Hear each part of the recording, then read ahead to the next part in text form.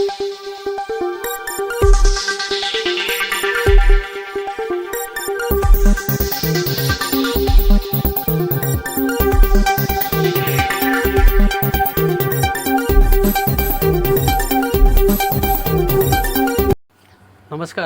Asian news चॅनलमध्ये आपले स्वागत आहे। साक्री तालुक्यातील गणेशपूर येथील निवासी आश्रम शाळेमध्ये विद्यार्थ्यांना अचानकपणे थंडी, ताप, खोकला तसेच सर्दीच्या आजाराची लागण झाल्याने 61 विद्यार्थी आणि विद्यार्थिनींना साक्री येथील ग्रामीण रुग्णालयात उपचारासाठी दाखल करण्यात आले आहे।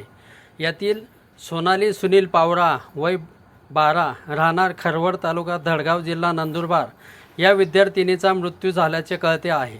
दरम्यान 4 विद्यार्थ्यांची प्रकृती खालावली असून त्यांना खाजगी रुग्णालयामध्ये दाखल करण्यात आल्याची माहिती उपचार करणाऱ्या डॉक्टरांकडून देण्यात आली।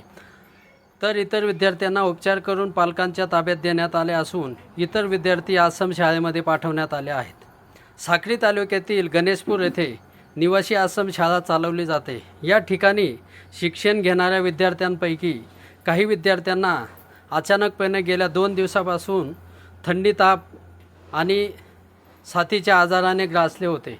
शाळेचे मुख्याध्यापक आणि त्यांच्या सहकाऱ्यांनी उपचारासाठी साक्री ग्रामीण रुग्णालयात त्यांना दाखल केले।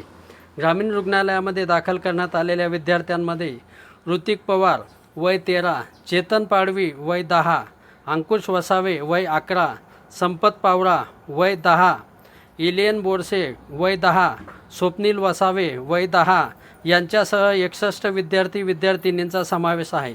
यापैकी 3 ते 4 विद्यार्थ्यांची प्रकृती गंभीर असल्याने त्यांना साक्री आणि धुळे येथील खाजगी रुग्णालयामध्ये दाखल करण्यात आले असून त्यांच्यावर डॉक्टरांकडून उपचार सुरू आहेत।